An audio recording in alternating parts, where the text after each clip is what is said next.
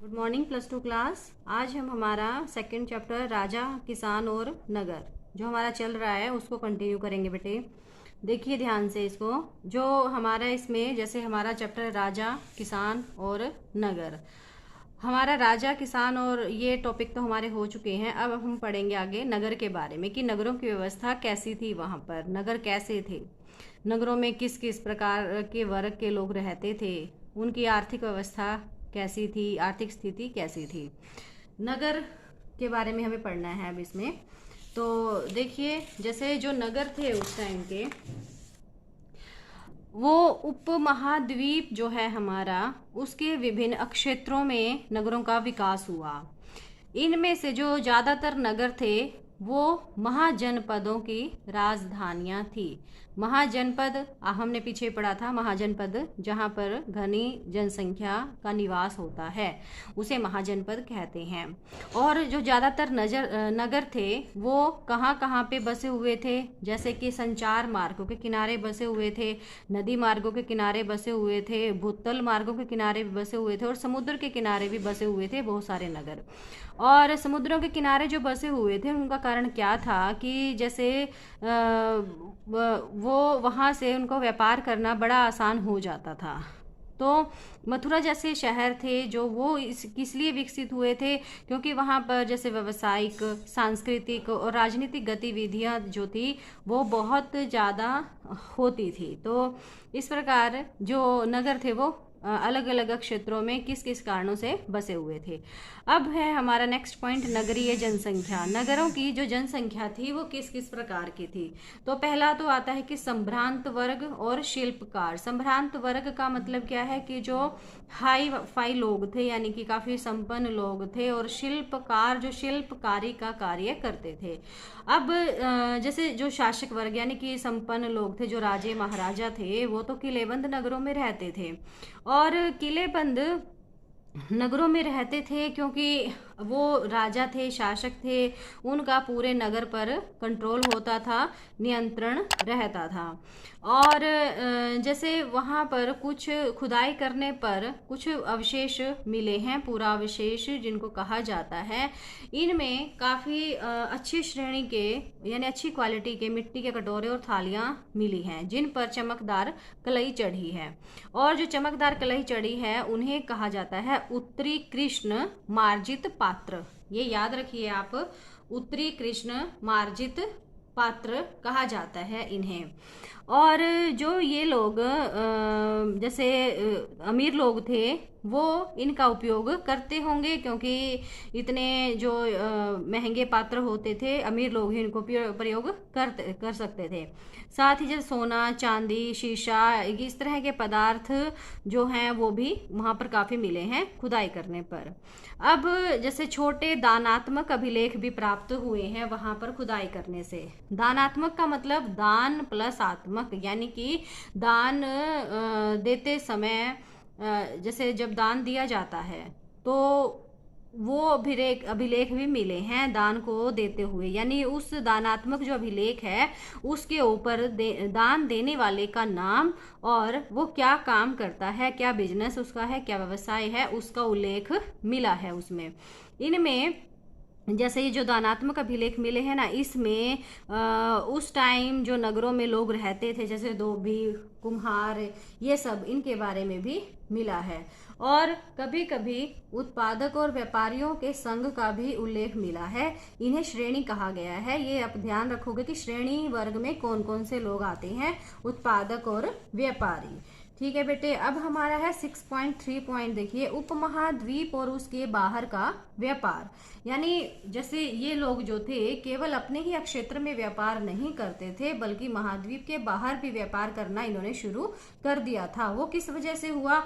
क्योंकि उन्हें अब जैसे नदी मार्ग जो थे, भूमार्ग थे, उनके बारे में जानकारी उनको हो गई थी कि हम इन रास्तों से जाकर अपने व्यापार को बाहर दूसरे स्थानों पर भी, दूसरे देशों में भी कर सकते हैं, जिससे कि उनका व्यापार जो था वो काफी दिशाओं में फैल गया। और ये समुद्र तट पर बने कई बंदरगाहों से जल मार्ग अरब सागर से होते हुए उत्तरी अफ्रीका, पश्चिमी एशिया तक फैल गया था। और जो शासक थे उन्होंने इन पर कंट्रोल करने की काफ़ी कोशिशें की थी, और वो शासक करते भी थे। वो क्यों करते थे? वो इस प्रकार कंट्रोल करते थे कि जो व्यापारी होते थे उन व्यापारियों को वो पूरी प्रोटेक्शन देने के लिए उनसे पैसा लेते थे कि आपका जो सामान है या आप हैं जो सुरक्षित रहेंगे। तो इस प्रकार उन शासकों को भी वहाँ से आमदनी होती थी।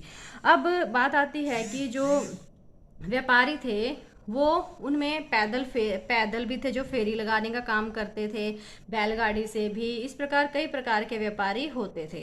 अब समुद्री मार्ग से भी लोग यात्रा करते थे, जो खतरनाक तो थी, यानी कि समुद्री रास्तों से उन्होंने खोज तो कर ही ली थी, समुद्री रास्ता हो चाहे कोई स्थलीय मार्ग हो, तो वो काफ़ी खतरनाक तो होता था कि समुद्रों से माल को लेकर जाना, लेकिन वो उनके लिए फ़ायदेमंद भी बहुत होता था। अब जैसे तमिल भाषा में कुछ वर्ड्स हैं, उनको तमिल भाषा में हैं, प्राकृत में हैं, तो ये लोग ये वर्ड जो हैं किसके लिए यूज़ किए जाते थे? जैसे कि तमिल भाषा में मस्तुवन और प्राकृत में सतवाहा और सेठी के नाम से प्रसिद्ध सफल व्यापारी बड़े धनी हो जाते थे। ये ध्यान रखेंगे आप, जो ये वर्ड दिए हुए हैं। और ये कई पदार्थ, कई वस्तुओं का व्यापार करते थे, ये आपको जो दिए हुए हैं।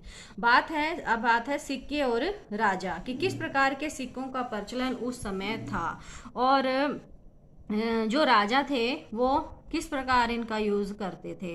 अब जैसे बिजनेस के लिए जब सिक्के प्रचलित हो गए कि जब लेन देन होगा उनका भुगतान कैसे होगा? सिक्कों के द्वारा। तो इससे विनिमय का मतलब होता है लेन देन, यानी कि जो लेन देन होता है वो काफ़ी आसान हो गया था। और चांदी और तांबे के सिक्के काफ़ी प्रयोग में लाए जाने लगे थे।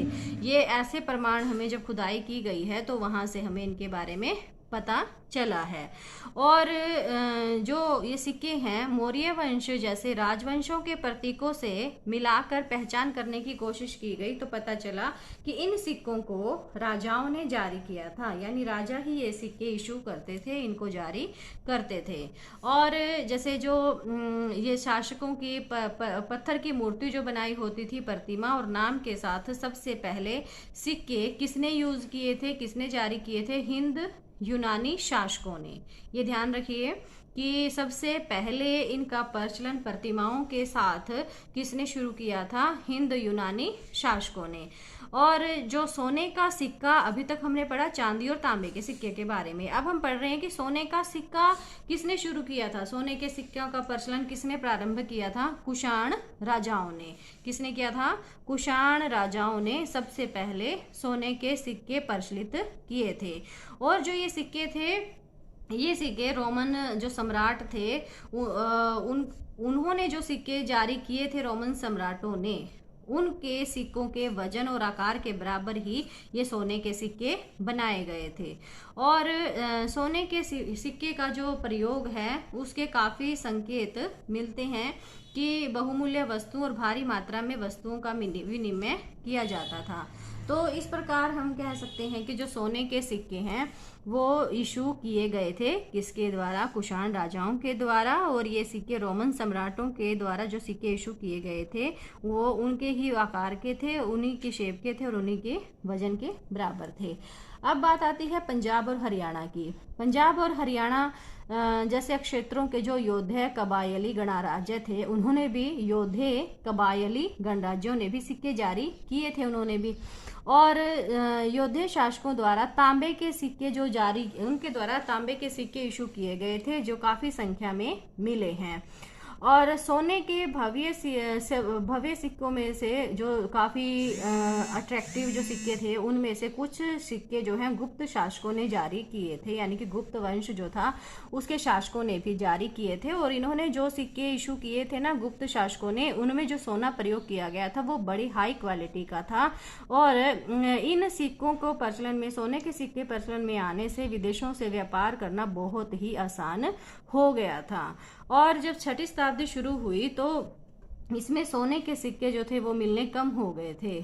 उससे मिलने का कम होने का कारण क्या था कि जो ये माना जाता है कि रोमन साम्राज्य जो था वो धीरे धीरे उसका पतन होता जा रहा था, तो उससे क्या था, दूर के क्षेत्रों के व्यापार में कमी आ रही थी, जिससे दूर के क्षेत्रों से व्यापार में कमी आने से क्या था कि उनकी जो आर्थिक स्थिति थी वो डाउन होती जा रही थी, जिससे कि उनके जो सोने के सिक्के थे उनका प्रचलन कम हो गया।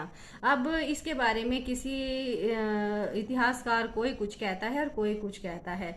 कोई ये कहता है कि वे प्रचलन में थे और वे सिक्के ज़्यादा ही प्रचलन में थे, यानी ज़्यादा ही यूज़ किए जाते थे विनिमय के लिए, इसीलिए उनको लोगों ने ज़्यादा संग्रह करके नहीं रखा, यानी इकट्ठा करके नहीं रखा।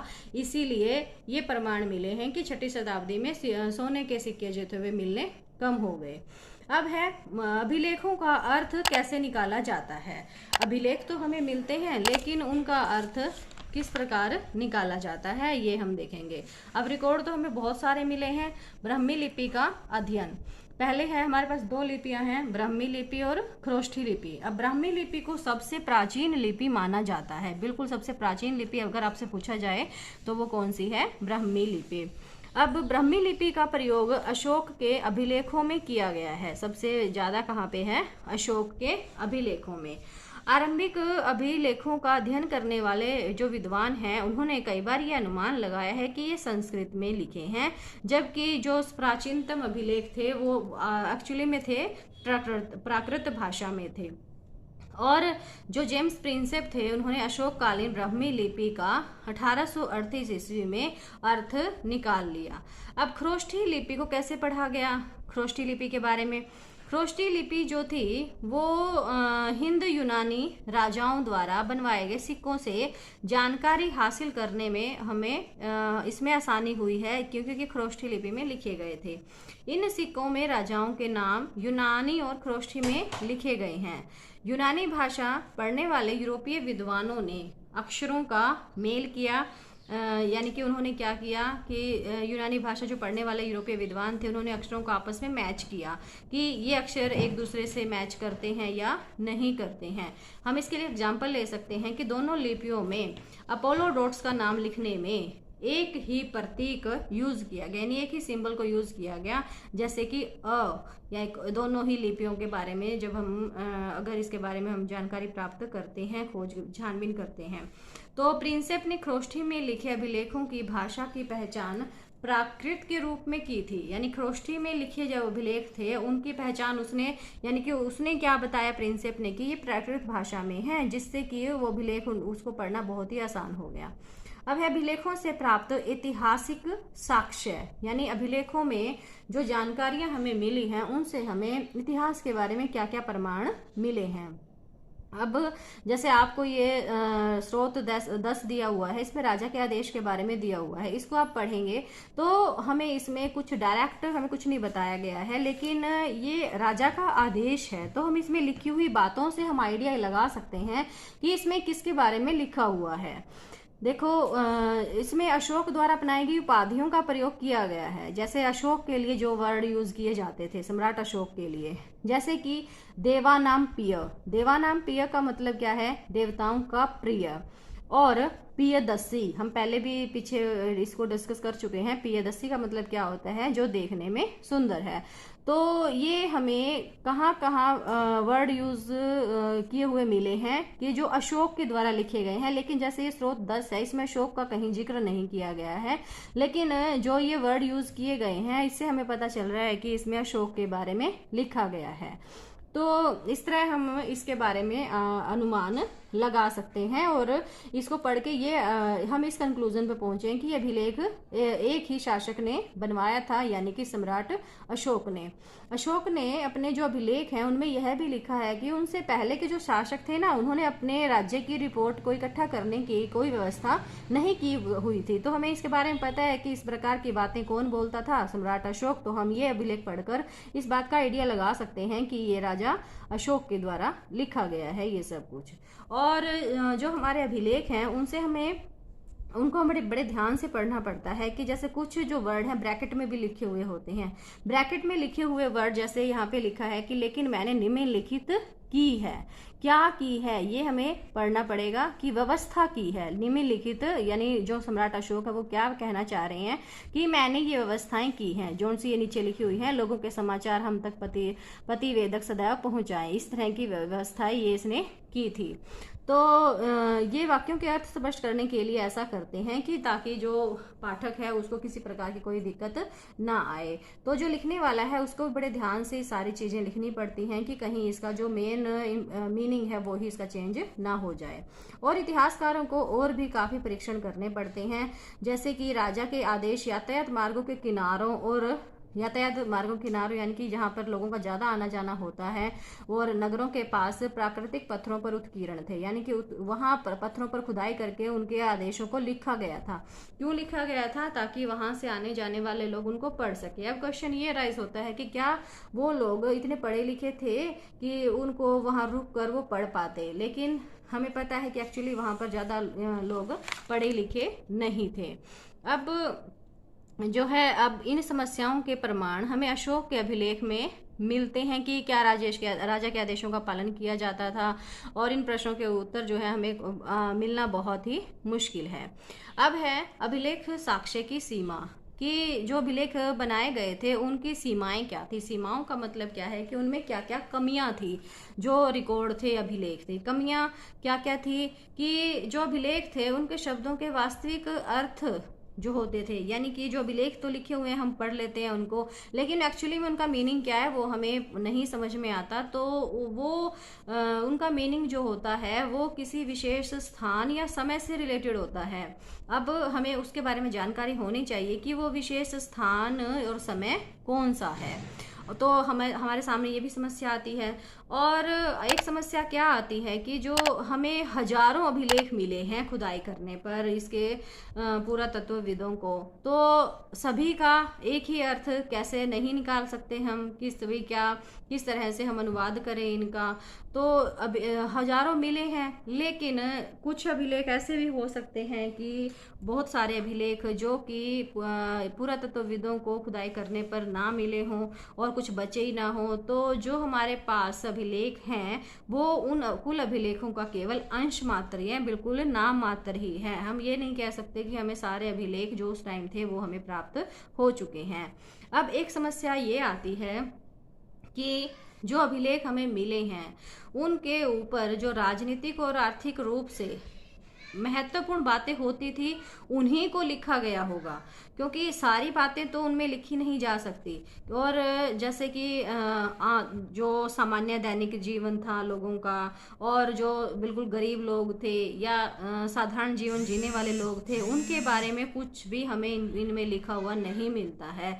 और एक समस्या ये आती है कि जो ये अभिलेख बनवाते थे लोग, उनमें उन्हीं के विचार मिलते हैं। उनके अलावा भी बहुत सारे लोग होते थे, उनका हमें कहीं कोई प्रमाण नहीं मिला है। और इस प्रकार ये जो अभिलेख हैं इनके बारे में अगर हम अध्ययन करते हैं तो हमें बड़ी समस्याएं आती हैं। तो बेटे आपका ये चैप्टर आज कंप्लीट होता है, इसको बड़े ध्यान से पढ़िए क्योंकि फिर आपका एक दिन टेस्ट होगा इन क्वेश्चंस का इसमें से। Thank you.